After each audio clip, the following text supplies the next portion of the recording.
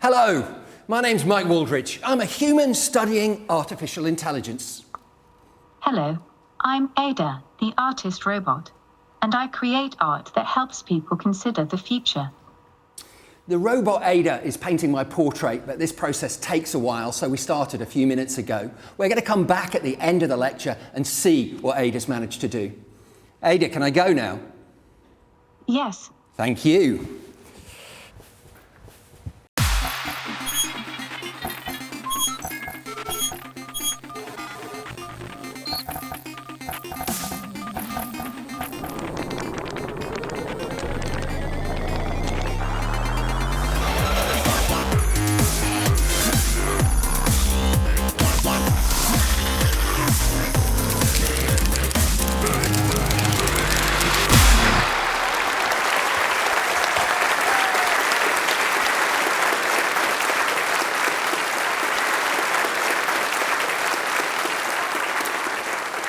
Hello and welcome to the first of the 3 Royal Institution Christmas Lectures, an event supported by CGI, in which we'll see what artificial intelligence is, how it works, and how it's shaping our world.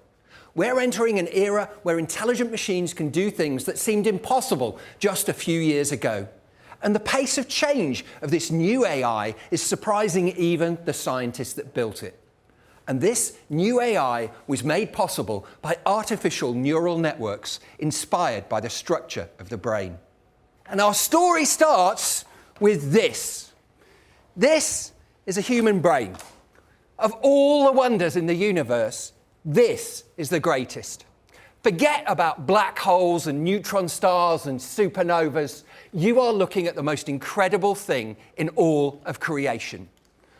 All of human experience has its origins here. Every thought, every dream, every hope, every love, everything it means to be human, from Shakespeare to Taylor Swift, all has its origins here. It is the ultimate triumph of evolution. It's a marvel that we are still nowhere close to properly understanding. And human brains like this one and like yours are unimaginably complex. They have huge numbers of cells that are connected to one another in enormous networks.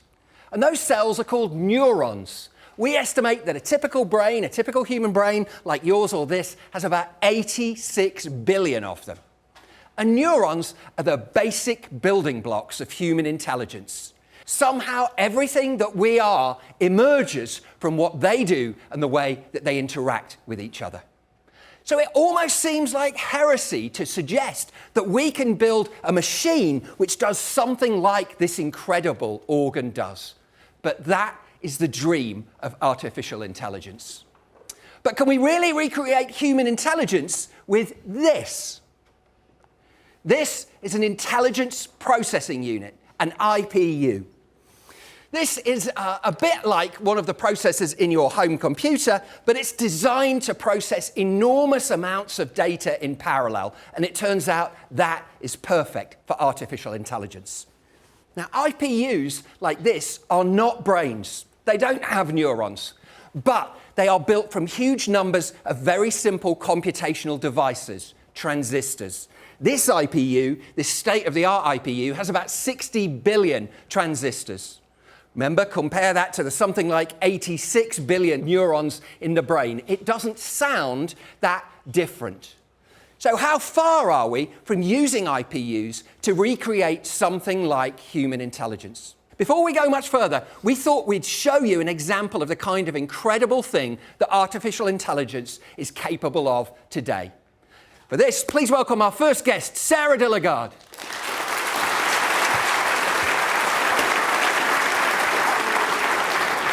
Hello, Sarah, and welcome. Welcome to the Christmas Lectures. Now, Sarah, you have a truly remarkable story. Will you share that with us? Yes, of course. So, just about 12 months ago, I was in a terrible train accident, and as a result, I lost my right leg below the knee, and I lost my arm above the elbow. Oh, wow. And so you've been fitted with a prosthetic arm. Those are nothing new, but what makes this one special? So this one's pretty special because this is what we call a bionic arm. and it's powered by artificial intelligence. Okay, now I understand at this point you've got a party trick to show us involving a can, is that right? Yes. Well, the first thing I wanted to show you is that I've got a movable wrist that can turn all the way round. And then it's got a little bit of power as well. So let me try to crush this can for you. Oh. Okay. It does work. That really is quite a party trick. So how does your arm know how to do that? Well, basically, the way it works is that I think about the movement that I want to make, and I twitch a series of muscles, and the muscle twitches are being recorded by 16 electrodes that are positioned inside the socket, and then transform that into electric impulses that run through the forearm and powers the Cohere hand, my bionic hand. Okay, and where exactly does the AI come into the picture? So the AI is a lot of data recording. It's basically every time I use the arm, every time I make a movement, it records it. It starts to learn how I use the arm, and it starts to predict the movements that I want to make, including rotating it like that. I could watch that all night. Okay, so the AI is being trained on your body, but is your body and your brain, are they adapting to the AI? So I did have a lot of training to understand, because it's very different to think about a movement, and it's more difficult to control it when it is bionic. But when I take the arm off at night and I recharge it like an iPhone, then I miss it. How would your life have been like without this arm? Well, I have to say that this world is being designed for people with two hands, everything. Think about the zipper on your coat, for example, or on your bag, on your rucksack. Think about a parcel, a packaging. For everything, you need to have two hands, one to hold it down and the other one to rip off the lid on something. And with the arm, it helps. Okay. Now, this technology is evolving. AI is moving very fast. What do you hope this arm is going to be able to do in the future? So I really hope that this is going to evolve, become even more performant, because the idea is that at the moment it takes me about 10 seconds to think about a movement and then execute it. That's the AI part that hopefully will reduce that time and become instantaneous, like my other hand. So as the AI gets better and better, that's going to help you in your life? And I really dream that one day I can go back to riding a bike, and if I'm lucky, maybe I can drive a car again. Sarah, that is a truly remarkable story. Thank you so much for sharing it with us. Thank you, Sarah.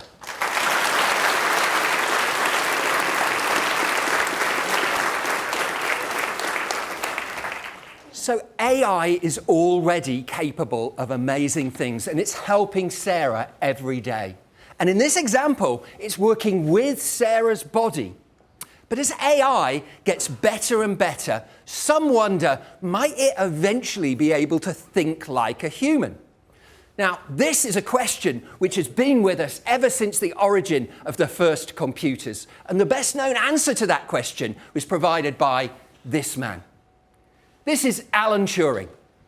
You may have heard of Turing through his code-breaking work for the Allies in World War II. But Turing was also one of the inventors of computing and one of the inventors of artificial intelligence. And a test that he invented has become one of the best known ideas in AI.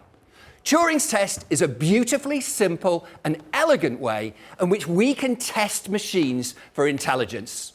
And we're going to carry out a live Turing test now. I need a volunteer. Hands up to be a volunteer. Okay, you in the hat there, come on down.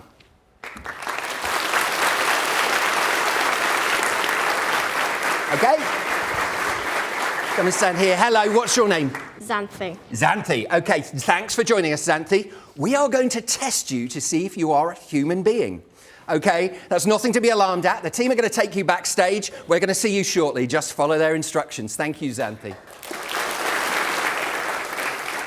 So Turing suggested that if a human judge is unable to tell the difference between a human and a machine by just having a conversation with them, asking them questions and looking at the answers, then we should assume that the machine has human-like intelligence because we can't tell the difference. And if we can't tell the difference, Turing said, then it's redundant to argue about whether the machine is really intelligent because we can't tell the difference. And with Xanthi, we're going to run a live Turing test. Now, behind us, we have two boxes, box A and box B. One of those two boxes has our volunteer Xanthi, and the other holds a computer. Now, the computer is running some advanced artificial intelligence, something like ChatGPT. And we've asked that artificial intelligence to respond to questions in the way that a human teenager would. Now, we asked all of you in advance to send in some questions, and we had a look through those and selected what we thought were the most interesting of those questions. They're in this hat right now. And what I'm going to do is I'm going to give you the hat. You are going to be our questionnaire. When I ask you for a question, I want you to stir up and give me one of those questions. Okay, so first, questionnaire. Okay, and the first question is number 2, Noah. Noah, where are you? There you are, Noah. Okay, take the microphone, Noah, and then tell us your question. What is your favourite memory from when you were a child? Okay, so human, artificial intelligence, what is your favourite memory from when you were a child? Go. Okay, we've got our answers. Let's get the answer from box B first. Christmas mornings, always magical and fun. Okay, and let's get the answer from box A. My favourite memory probably is when I was 4 or 5 and I would play in the park with my best friend and brother. He actually goes to the Royal Institution. Okay, good answers from both. Let's get another question. Stir the hat. Okay, let's have one of the questions. Thank you very much. Okay, this is question 11 from Oliver. Oliver, where are you? Oliver, up there. Okay. Oliver, read your question. What was the best present you got on your last birthday? What was the best present you got on your last birthday? Pass the microphone back. Okay, human, artificial intelligence. What was the best present you got on your last birthday? Go. Okay, box A, give us your answer, please. The best present I got was probably art supplies. Okay, and box B, a new phone, totally loved it. Who doesn't love a new phone? So, questionnaire, mix them up again. Okay, let's get one of these. And this is from Tomohiro. What was your question, please? Into the microphone. What are your dreams for the future and how do you plan on achieving them? Okay, human. Computer, what are your dreams for the future and how do you plan on achieving them? Go. Okay, we've got our answers. We're going to go to box B first. Box B. Achieve success, happiness, work hard, stay positive. This is pretty good advice for life, folks. You can take that away with you for free. Box A.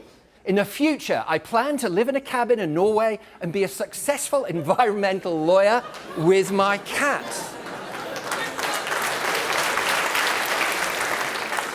Okay, we're done with our questions. Now, you are the judges. You have to decide which is the human. That's what we're asking you. If you think the human is in box A, put your hand up now, okay? Okay, that's quite a lot of you think the human is in box A. I'm looking up into the stalls. There's quite a lot there. If you think the human is in box B, put your hand up now. Okay, there's a couple of people. I'm getting only a couple of hands. So I think the overwhelming majority of you think the human is in box A, right? Well, let's take a look. Let's see what's in box A. And it's Xanthi!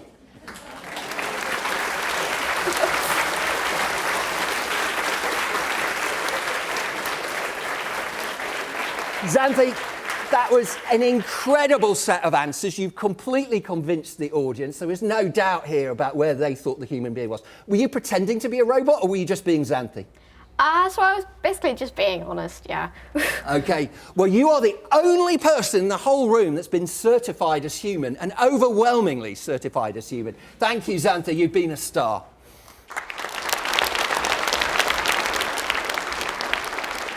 So we're going to take a look before box B goes. We're going to take a look and see what's inside box B. And box B is our advanced artificial intelligence. Well done to all of you who guessed correctly. Well done.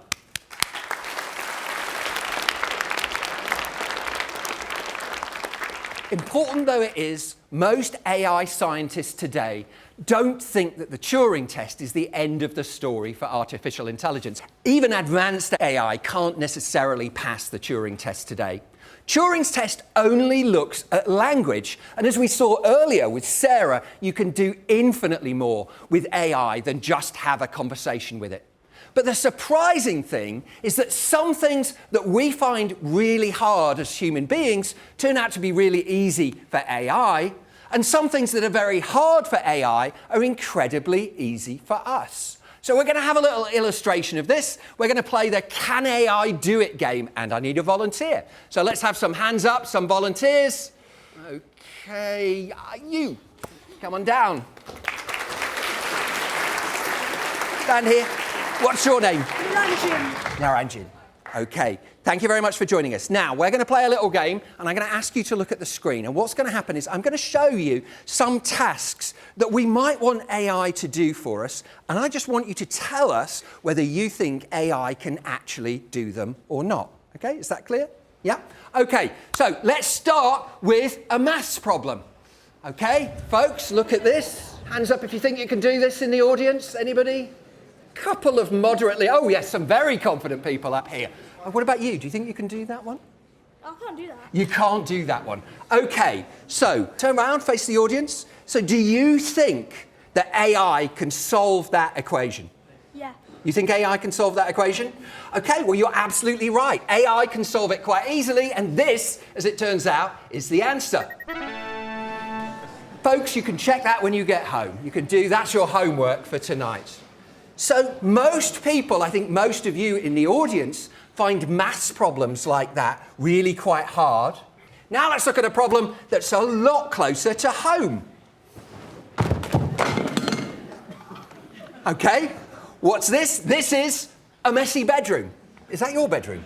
No. No, I'm very glad to hear it, but actually that's AI-produced image of a messy bedroom. So, do you get asked to tidy up your bedroom? Yeah. Yeah, we all get asked I get asked to tidy up my bedroom. I'm nearly 60 years old. Okay, so, do you think we have AI today that could go into that room and tidy it up? No. No, you don't? Okay, does anybody think we have AI today that can do that? A couple of people that can do it? Well, no. Sorry, parents, but I'm afraid AI can't help you with messy teenage bedrooms. They're a tricky problem for AI to solve. But isn't that weird? You all looked at that equation and thought, wow, that looks really hard. But looking at a messy bedroom, do you think it requires intelligence to tidy up a bedroom? Little bit. A little bit of intelligence. But you don't have to be a genius. You don't have to be Einstein, do you, to tidy up a bedroom? No, you just have to want to do it, don't you? Okay, all right, so the really interesting thing then is some things that we find easy are really hard for computers, and some things that are really easy for computers are really, really hard for us. Okay, thank you so much, and well, do you want to clear up your mess? Can I take the football? Take the football. The football is yours.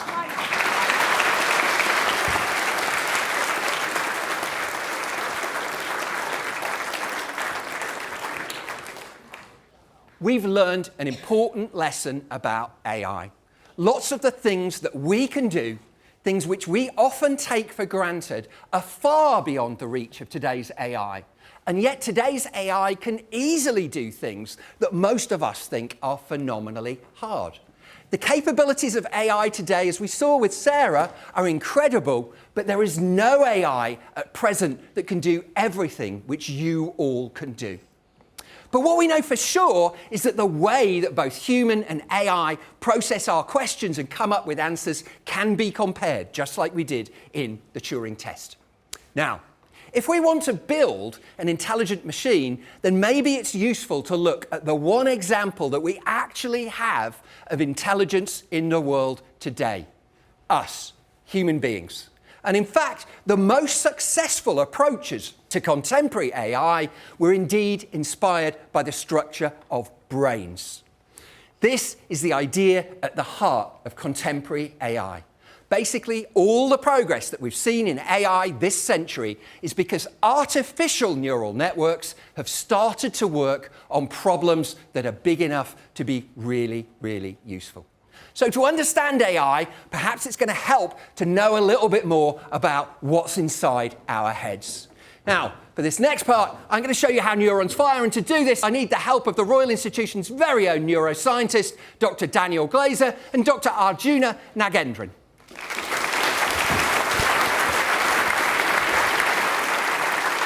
Daniel, we're talking about neurons. Did you happen to bring a neuron with you? I did bring a neuron, Mike. Neuron is just a nerve cell, and it's a cell that produces electrical signals. This neuron I've brought is in my spine, and it's connected to the muscle in my arm. It gets signals from my brain, and what we're doing here is we're going to listen in to the neural signals from my brain from a nerve in my arm. We're using an electrode, which Dr. Arjuna is going to put in, which doesn't hurt at all, I'm told. OK, Arjuna, can you tell us a little bit about what you use this equipment for? Yeah, so EMG, or electromyography, is used to give us an insight into nerve and muscle function, and also when things go wrong. So, let's get this ready. Okay. So, Daniel, just relax the arm. So that sound you can hear is a few spikes from the neuron in my arm. It's being controlled by my brain.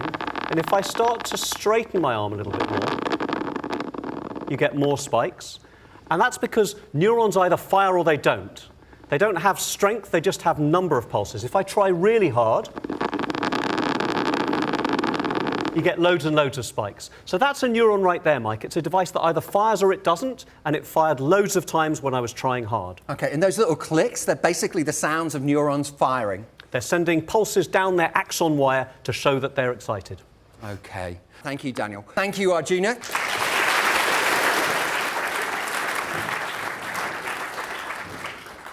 So now we know what neurons are. They are cells that relay electrical signals in our brains, just like the brain we saw earlier, but also in our bodies, as we saw in the demo there with Daniel. But what we're now going to see is what happens when you put a bunch of neurons together. OK. So this is a microscope, Mike, and George is going to turn it on. We've got a dish, if you can pass me one of those there, which is inside it, and in it are human neurons. Now, we haven't got them from grown-up people. We've grown them in a lab. We've reprogrammed their DNA using AI, Mike, and they've grown in this dish. And because they're neurons, what they've done is they've connected themselves up into networks. They are firing all on their own, and if we look at the screen over here, Mike, we should be able to see these neurons firing. So those green dots that you can see are human neurons that have grown in the dish. And if you look very carefully, you can see little glimmers as they send signals to each other. Yep, did you see that firing there? And the electrical pulse there. These are just neurons in a dish, but they can't help themselves. They've connected themselves up together and they're firing. OK. So what we've got is these neurons, each of these green dots is a neuron. They're connected in networks and they're sending signals to one another, just like we saw in your muscles. That's really beautiful demo. Fuad from BitBio, thank you so much for joining us. George from King's College, thank you so much for joining us. Thank you, Daniel.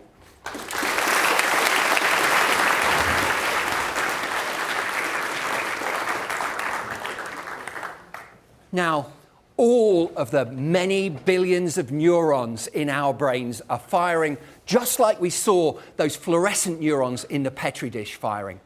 But what is each individual neuron actually doing, and how do they come together to create intelligence? How can they make decisions? To explain, please welcome scientist Steve Mould.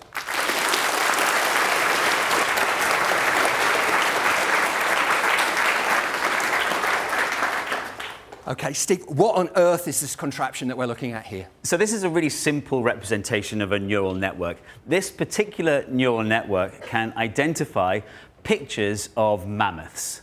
OK. Sounds impossible. It does sound a bit impossible. But hopefully we'll get it working. We need the help of a volunteer, though. OK. In the yellow cardigan there.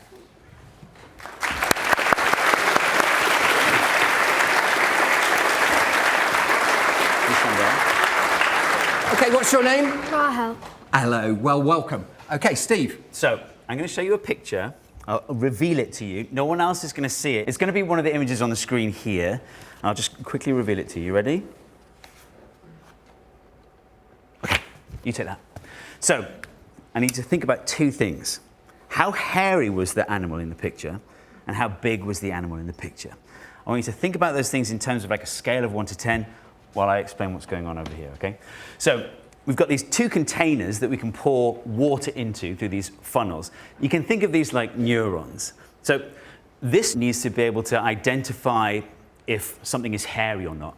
This needs to be able to identify whether an animal is big or not. We'll start with hairiness. Question 1, on a scale of 1 to 10, how hairy was the animal in the picture I showed you? I think about an 8. About an 8, OK. So we've got all these beakers of water here that they're labelled 1 to 10, and you can see the amount of water goes up as the number goes up. So you chose 8, right? There we go. So that's quite a lot of water. So take that, and I want you to pour that into the funnel. Can you reach that? Yeah, just about. OK, great. Yeah, keep going. That's fantastic. So because you chose quite a lot of water, the level should be able to rise to at least this funny little U-bend here. I want you to watch what happens when it gets there.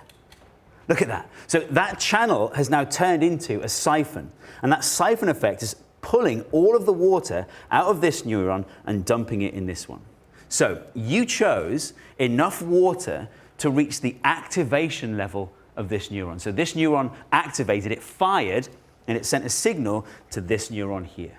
But you'll notice, look, this neuron hasn't activated yet. That's because the activation level is higher. It's up here. So this neuron is only going to fire if it gets a signal from this one and this one at the same time. So question number 2 then. On a scale of 1 to 10, how big was the animal that I showed you? I'd say about a 9. A 9, OK. So this is beaker number 9. So come around here, and you're going to pour in to the second container, the second neuron. And again, hopefully it's enough. It's quite a lot of water, quite a big number that you chose. That's going to automatically prime the siphon again. There we go. So now this neuron is getting a signal from both of them, and hopefully it's going to reach the activation level. And there it goes. So this neuron's now firing, and it's sending a signal this time to, this is basically our readout. So you can see the needle is swinging away from not mammoth and towards mammoth, right? So that's, and by the way, it is very slow. Like a real neuron, it's basically instantaneous compared to this. But the question is, did this incredibly sophisticated neural network get the answer right? Well, this is what Rahel was showing. Success! It's a mammoth. OK. That very simple neural network there, just with those a couple of neurons, was able to do a simple pattern recognition task, a simple decision. Now, ChatGPT does not involve buckets of water at all, but nevertheless, you can start to see how neural networks like this can make simple decisions and be able to put together, can do complex problems. OK, thank you very much, Rahel, and thank you very much, Steve. Thank you.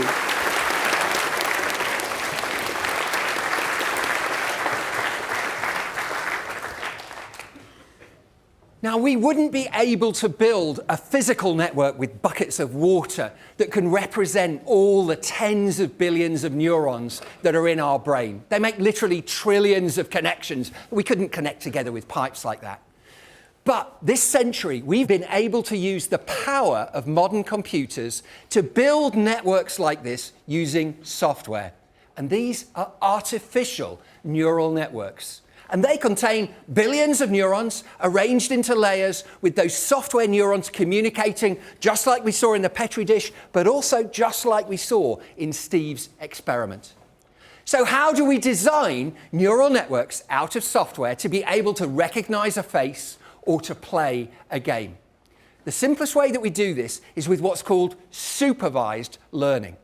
And supervised learning works by us labeling things for the computer so that it's able to learn and recognize them on its own. We train AI like this every day. Whenever you upload a picture of yourself or your friends onto social media and you label it with your name or their name, what you're doing is you're providing training data for the AI of the social media company so that it will be able to recognize you and your friends in the future. To build AI that can do things for us, it needs data.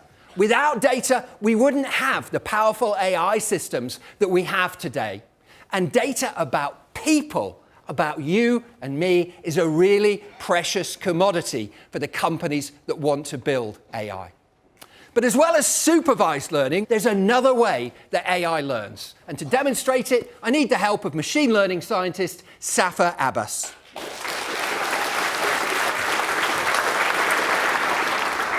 Welcome, Safa. So tell us a little bit about your job, what you do. So I help companies apply AI to their business by implementing machine learning solutions to understand and analyze data and make predictions and just help their day-to-day workflow.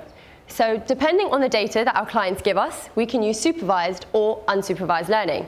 So when we have labeled data, we use supervised learning.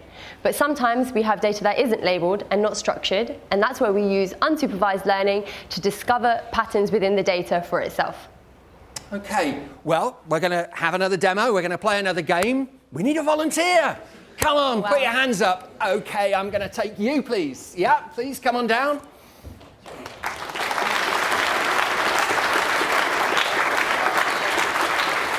Hello and welcome. What's your name? Khadija. So you go in the middle. So, Safa. Yes, so this conveyor belt is going to bring out a bunch of objects that are going to represent our data set. And what I need you to do is to organize them into 3 categories. But you can choose to do it however you like. You have about 15 seconds for this task. So if we just let the objects come out. You just organize them how you think they're best organized. Okay, I see where you're going with that.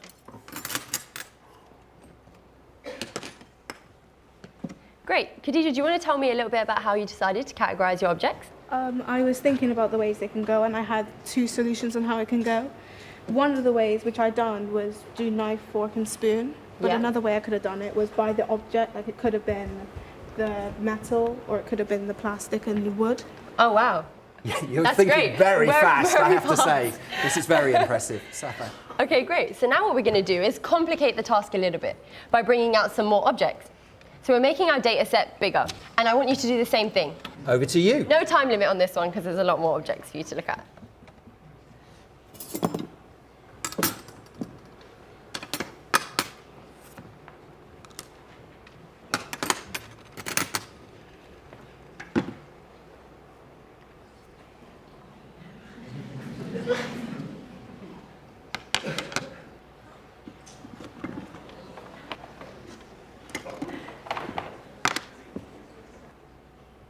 Great.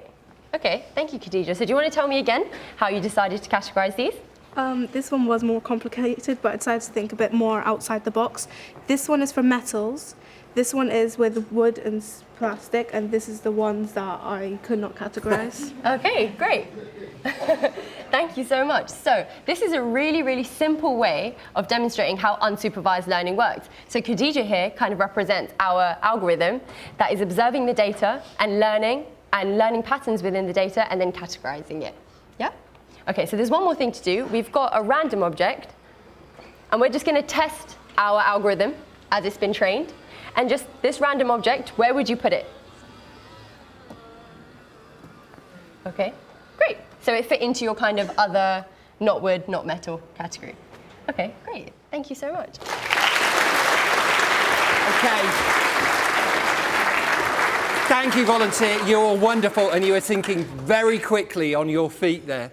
Okay, Safa, so when is unsupervised learning? I mean, we saw that if you could label data, you can do really quite powerful things. So when do we need unsupervised learning? Yeah, exactly how you said. So supervised learning, we need kind of a ground truth. When we train, the algorithm will learn what's right and wrong from the data, but we don't always have that. In the case of this data set where we kind of had no rules, we didn't know which way to categorize it, the algorithm can learn to find the best pattern. And sometimes we work with really, really large data sets that are difficult for us as humans to label, and also difficult for us to recognize patterns in. So yeah, this is where we kind of use unsupervised learning, where we want to understand our data without obviously knowing what we're working with. Okay. Thank you so much for joining us, Safa, and making a difficult subject very comprehensible.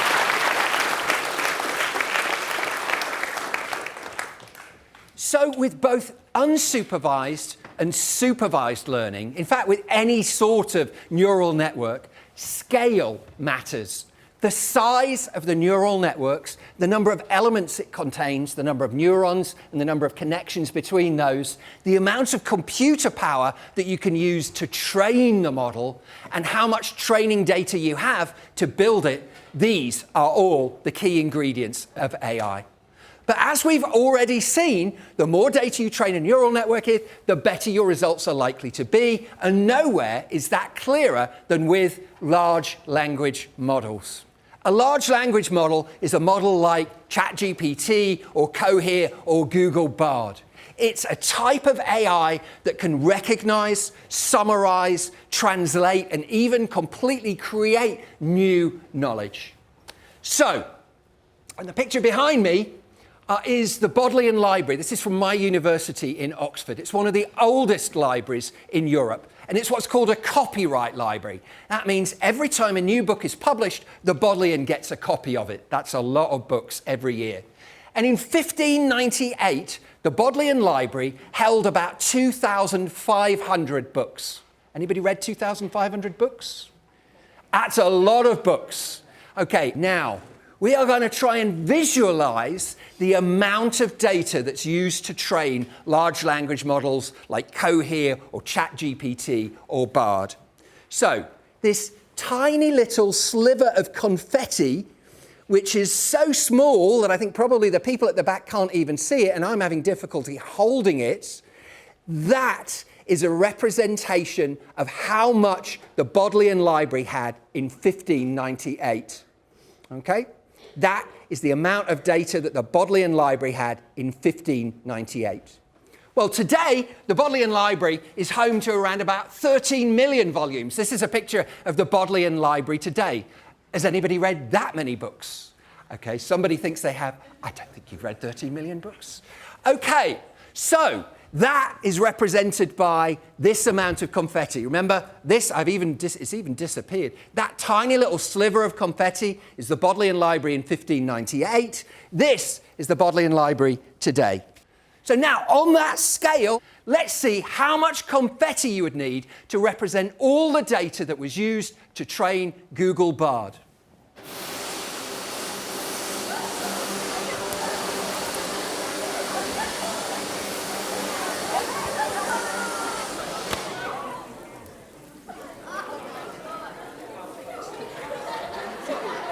That's a lot of confetti. That's an awful lot of data. So how do large language models use all of this data, this unimaginable quantity of data, to be able to just make a sentence?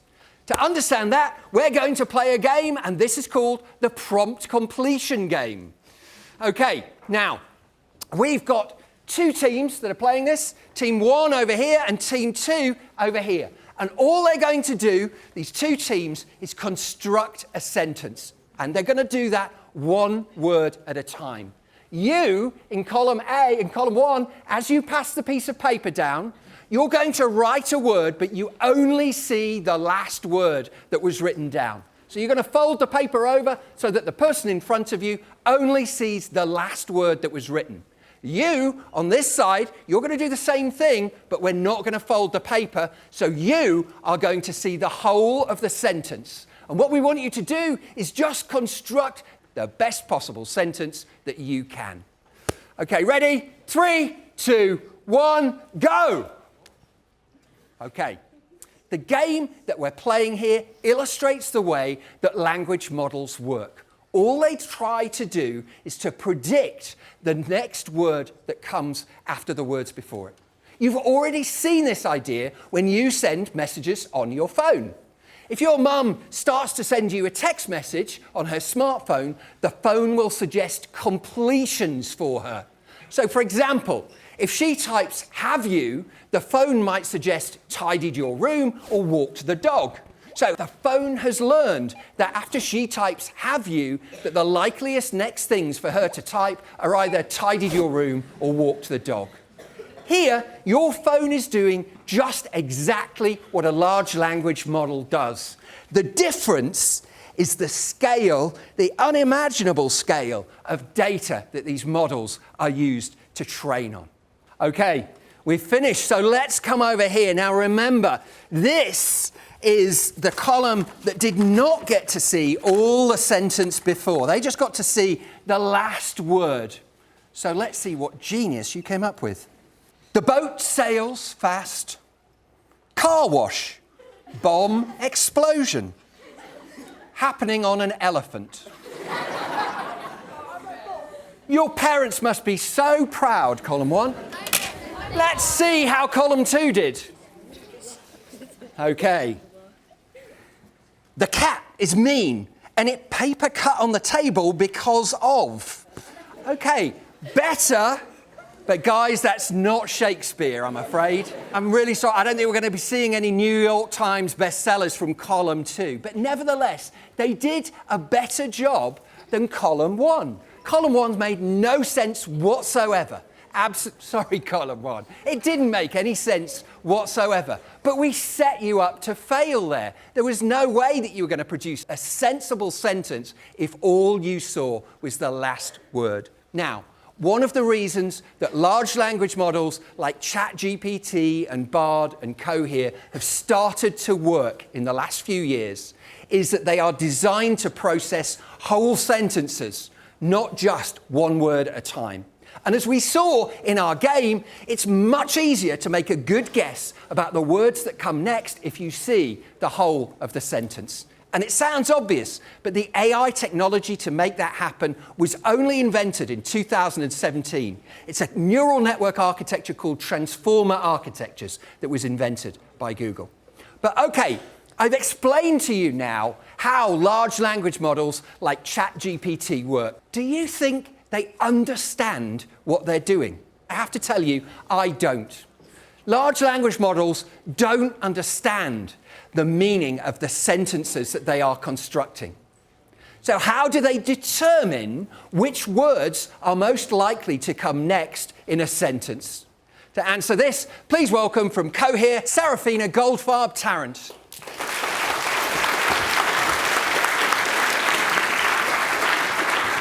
Welcome to the Christmas lectures, Seraphina. Okay, Seraphina, we're going to try and understand how text is understood by large language model. Yeah, so I'm a research scientist and I train them, but before I start to train them, I have to take all of that confetti data and I have to segment it into units, which we call tokens. And then you have all of that data, and then the language model gets what the word is based on the context it appears in, and then you can take one of those words and you can plot it into a space. That's what we're going to do now. So here on the floor, what we got is a graph. A graph, just like you've seen in your maths lessons at school. It's got two axes. This is the x-axis, and this is the y-axis. And what we're going to see is how we can plot words on this graph.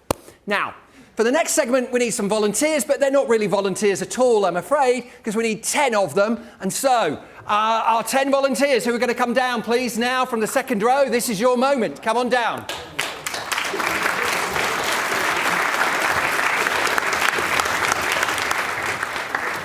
Okay, volunteers, so stand in the graph. And now, number 10, just come and stand over here. Your moment in the sun will be in a few minutes' time.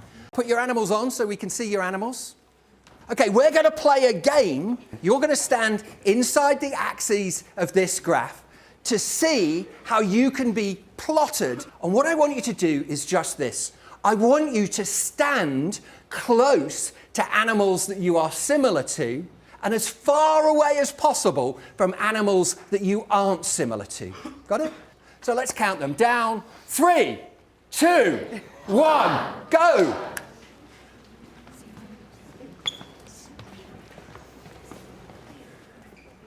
Okay, so how's that looking now, Seraphina, do you think?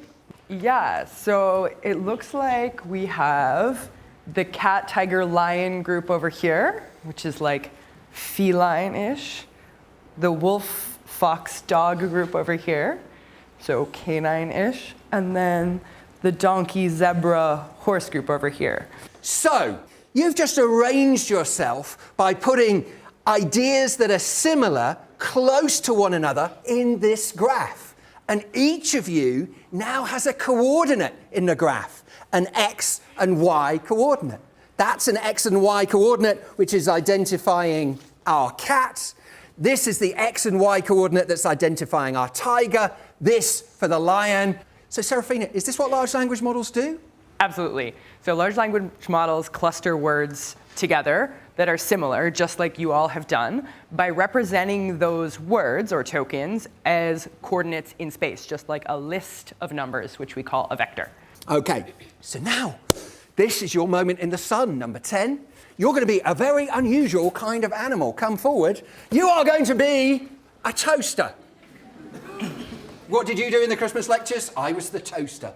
Okay, so same rules for you, right? Stand close to things that you're similar to and as far away as possible from things that you are unlike. Off you go.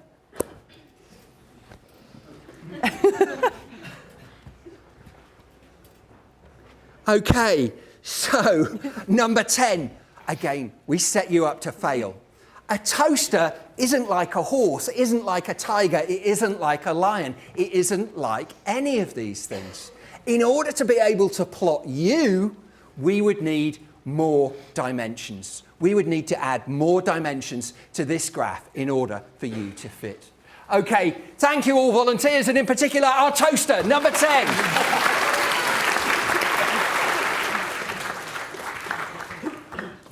Okay, now, humans like us struggle to think in more than 3 dimensions. But for large language models, we need many more than 3 dimensions. Is that right, Seraphina?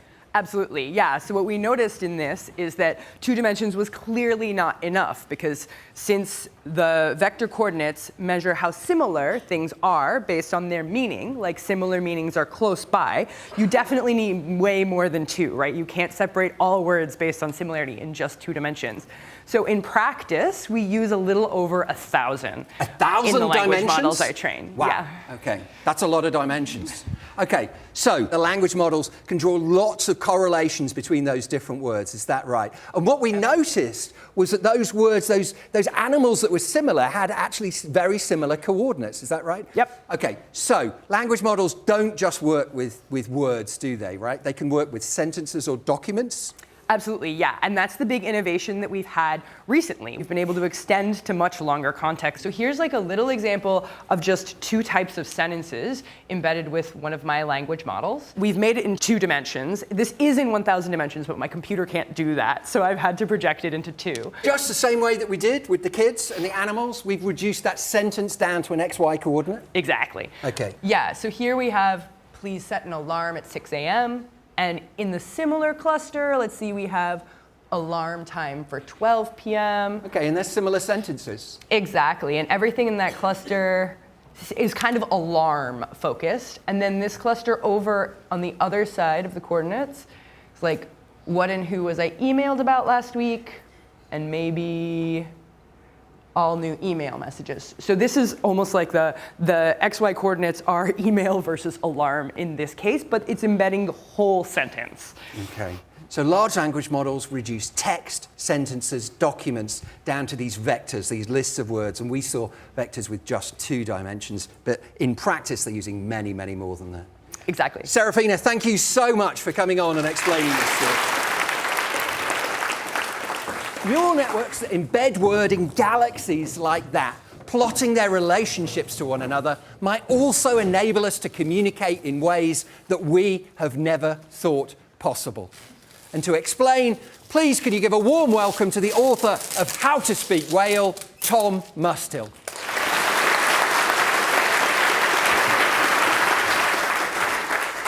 Tom, welcome. But how exactly do we speak to whales? Well, if you want to understand what whales are saying, first you've got to listen. Is the flame organ ready? Are you ready? Yeah. All right. Play the voice of the blue whale.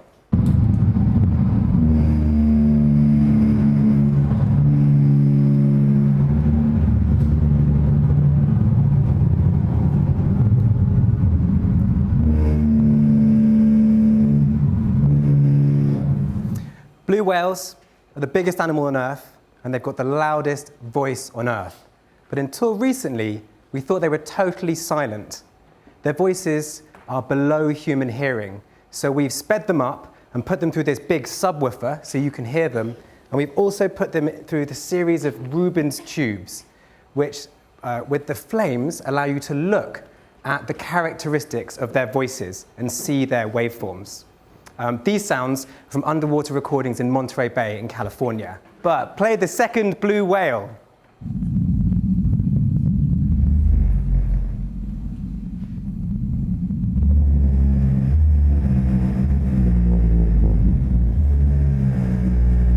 So can you see the shapes or maybe some patterns in these lines of flames?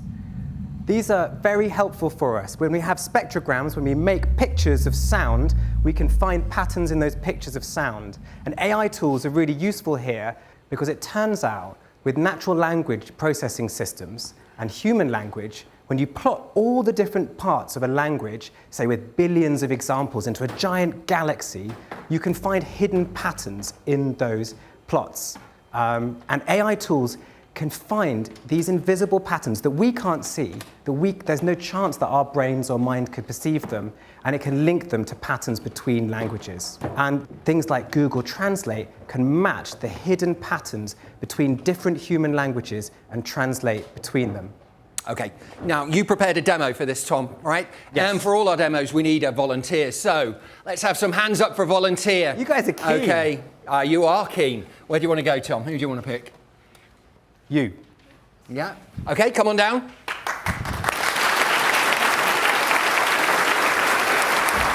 Hello. Okay. What's your name? Maya. Maya. Welcome, Maya. Okay, Tom, over to you. Okay, Maya, do you speak any other languages? No. Perfect. Neither do I, but Google Translate is here to help us. Now, on this piece of paper here is a sort of graph of language with the sort of x-axis there and the y-axis there, and kind of imagine that there are thousands of other axes, but we can't because our brains don't work like that. But the AIs can make giant galaxy maps of huge amounts of words, and they can plot their relationships to each other.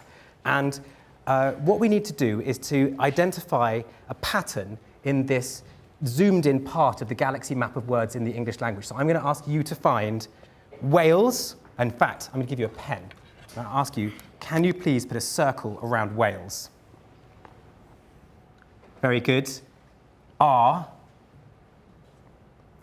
Oh, that's the wrong R. Sorry, I should have been like, not like R, not like R like a pirate. More like R. Maybe that R. Sorry. Too many R's. Google Translate does make mistakes sometimes too. And amazing. Okay, so Wales. R, amazing. So ignoring this one, we're going to now take away the English language map and imagine we're going into a totally different map of a different language system. So this is Japanese. And the natural language processing systems, the pattern finders, if you find the pattern for Wales are amazing in English and you look in the same places in the kind of galaxy cloud of Japanese, what do you get? And don't worry if your pronunciation's bad, because mine would be worse. I don't know how to pronounce it. Well, Kujira wa Subarashi. Are there any Japanese people here? Was that terrible? Yes, it was terrible. But would you like to say it in Japanese? Kujira wa subarashii. Exactly. Exactly what I said. So now let's try it with one last language, with German. So ignoring R again, could you try that? Well. Yes? Sind. Yes? Unglaublich. Unglaublich. Wales sind unglaublich. Are there any German speakers here? Yes. Could you say that? Shout it out in German. Okay. Wale sind unglaublich. Okay, but that's how it works, essentially. That if you have enough examples of a language and you can make a giant galaxy and you can find the shapes of a certain phrase in them, you can match those shapes between language without even having a dictionary. And that is how Google Translate works. It doesn't have a dictionary and it doesn't even know it's dealing with a language. Okay. Thank you very much. Thanks for joining us and well done. Well done. Well done. And what's really exciting is we also don't have dictionaries for other species. OK.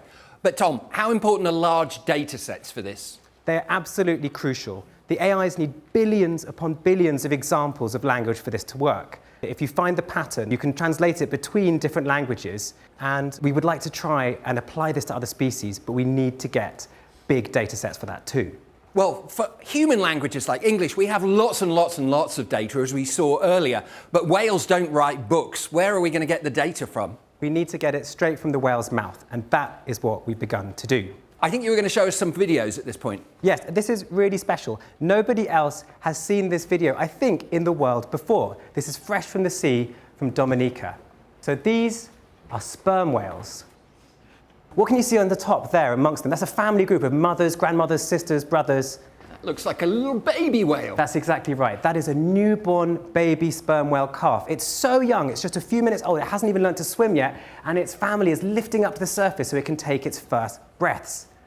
But what else strikes you about that video? Well, there was no sound. There was no sound. So now, let's play the second sperm whale video. So this is from the same family group, and this is from Project SETI, who are studying these whales.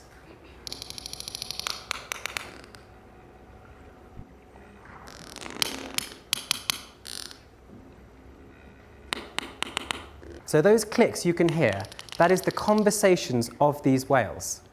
Project SETI not only is studying their lives and their behaviors, but they're recording the conversations so we can match what they're doing with what they're saying. In 1 year, they have doubled the entire data set for every single recording of sperm whales that we ever had before.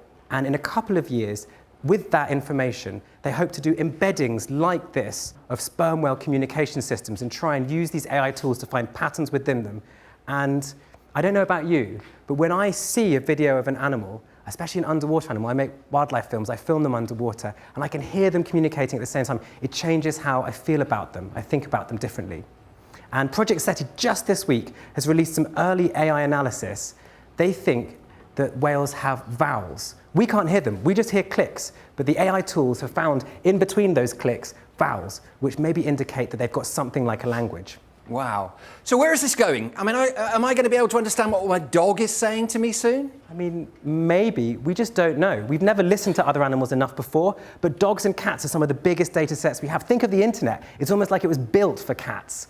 So that's one thing. And there's another thing I love when I go out for walks. There's an app you can have called Merlin on your phone. It's free. You turn it on, it just listens to all the birdsong around you, and the AI scrolls through all of the sounds and it identifies which species they might be. And I think the most exciting thing is that maybe when I make my next nature film, it might not just have underwater sound, but it might also have subtitles. That's incredible. Thank you so much, Tom. Thank you very much. Thank you.